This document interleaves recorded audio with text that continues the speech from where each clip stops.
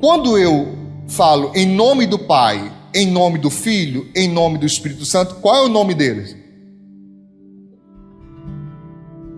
Isso é título, filho. Deus é título, não é nome. Filho é título. Mas quando quer dizer um nome, qual é o nome? É Jesus. Deu para entender? Então, tanto faz eu dizer em nome de Jesus, como em nome do Pai, do Filho e do Espírito Santo, eu falo a mesma coisa. Tá? Eu, como gosto de fazer a coisa bem criteriosa, eu faço em tudo. Te batizo em nome do Pai, do Filho e do Espírito Santo. Em nome de Jesus. Não está errado. Eu faço assim. Amém? Que é para deixar garantido o negócio. Diga graças a Deus. E impondo-lhe, é o verso 6, impondo-lhes Paulo as mãos, o que aconteceu? Veio sobre eles o quê? O Espírito Santo e o quê? Falava em línguas e profetizava. Então, eles foram batizados em águas e imediatamente já receberam também o batismo no Espírito Santo. Paulo batizou e quando foi os abençoar, eles já receberam também o batismo no Espírito Santo. Então, aqui o primeiro ponto é só para que você aprenda a distinguir que o batismo de João era um batismo para arrependimento. Para as pessoas que estavam vivendo no pecado, queriam se arrepender e se preparar para a vinda do Cristo. Ele veio, o batismo de João cessa, porque o batismo de João faz parte da lei, entende? E agora passa a ter vigência a graça. O batismo na graça só pode ser feito em nome de Jesus. Tá claro? Bem claro isso? Mas os dois é na água, pastor. É, meu filho, mas em nome de Jesus. Aí não erra, não. Vamos lá. Batismo ou batismos, no plural. Em Efésios capítulo 4, do verso 3 ao 6, diz assim: procurando guardar o quê? A unidade do Espírito pelo vínculo da paz. Unidade pelo vínculo da paz. Aí ele diz: há um só corpo e um só Espírito, como também fostes chamados em uma só esperança da vossa vocação. Um só Senhor, uma só fé, um só batismo, um só Deus e Pai de todos, o qual é sobre todos e por todos e em todos vós. Por que eu estou trazendo isso? Porque existe muita gente ensinando que há um só batismo. Então, é como se a pessoa quisesse definir uma só forma.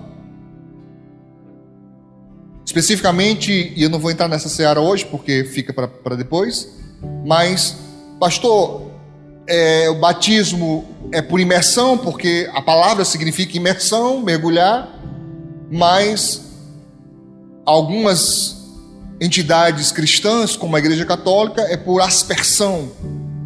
Derrama água, um pouco de água, pode ser bem pouquinho, joga um pouquinho de água na cabeça, está batizado. Tem gente que até borrifa, está batizado. Tem outras entidades cristãs, ou ditas cristãs, que dá um banho inteiro na pessoa. Banho mesmo, arrando. Qual é o batismo? Esse texto que Paulo fala aqui não tem nada a ver com isso, irmãos. Note que o contexto que Paulo está apresentando é o contexto de unidade. Não tem dois Espíritos Santos, não tem dois Pai, dois Jesus, é um só. É uma coisa só. É para todo mundo e vale para todo mundo.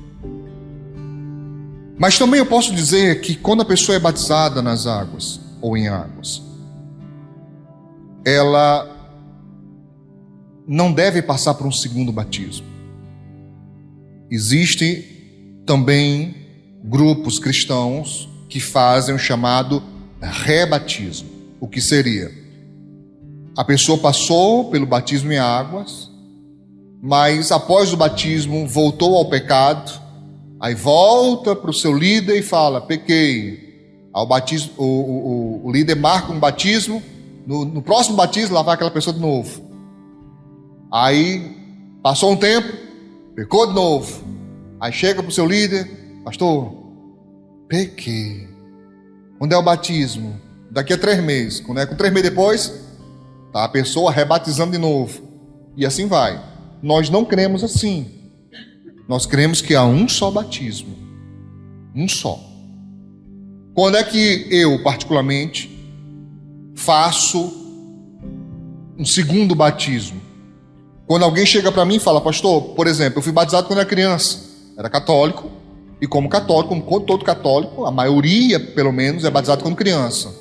Vale? Aí eu vou dizer: não vale.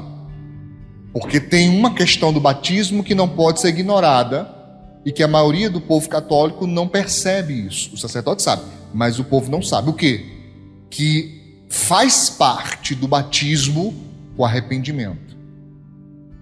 E eu não tenho como pegar para um bebê e pregar para ele, dizer: você tem que se arrepender, pecador miserável. Tá? O bebê não está nem entendendo o que está acontecendo. E outra, não tem uma descrição clara, mas subentende-se em quase toda a Bíblia que os bebês são inocentes. Essa palavra inocente é muito ligada a eles. Se eles são inocentes, nós chamamos de inimputáveis. Então, o pecado existe, ele é pecador, mas Deus não considera, porque ele não sabe, ele não fez a escolha pelo pecado. Então, não tem como batizar uma pessoa que não sabe se arrepender. Tá claro, irmãos? Então, se a pessoa é católica, nós dizemos: não, você tem que passar pelo batismo. Então, não é o segundo batismo, é o primeiro. E o outro, pastor? O outro, você entrou um pecador enxuto, saiu um pecador molhado. Não batizou, não. Pastor, a pessoa era membro de uma igreja reformada, por exemplo, como uma igreja presbiteriana, ou batista, ou metodista.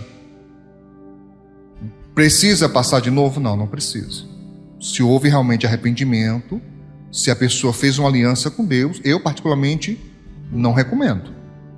A não ser que a pessoa fale: não, pastor, eu nem sabia o que estava fazendo. Tá? Houve um tempo aí, isso mudou, mas houve um tempo aí que tinha um grupo cristão que estava fazendo batismo para atacado, meu filho. Tinha o batismo, aí a pessoa ia passando na rua: vem aceitar Jesus, ia levar para dentro, né? Botava a pessoa na fila: não sei o que é não. Ai! Ia na fila e jogava lá dentro e acabou-se. Aí assim, batizar a força, eu não sei se vale muito não. Então, se a pessoa não sabe o que está fazendo, aí não é a segunda vez, é a primeira vez. Está entendendo, irmãos? Está entendendo? Eu tenho muito cuidado em relação ao batismo, por isso que eu nunca faço batismo sem antes fazer um curso para isso. Mas é preciso que você entenda. Não queria falar sobre batismo em água hoje, mas estão entrando no assunto. Preciso que você entenda que batismo não salva. Ok? E vou falar mais sobre isso. Batismo não salva. Mas o não batizar pode impedir a salvação. Como é que é, pastor? Domingo que vem. Vamos lá? Tá claro isso? Então, quando nós vemos aqui o contexto que Paulo está falando, ele está falando de unidade. Paulo está falando dessa união dos cristãos do mesmo propósito. E também ele está falando de certa maneira, da questão da Trindade. Note que ele apresenta, né, um só Espírito. Ele apresenta um só Senhor, que no Novo Testamento não há dúvida, é Jesus. O Novo Testamento apresenta Jesus como Senhor, é dito isso. Ele é o Senhor para a glória de Deus Pai. Então, quando fala Senhor no Novo Testamento, está falando de Jesus e fala de Deus Pai. Então, apresenta a Trindade.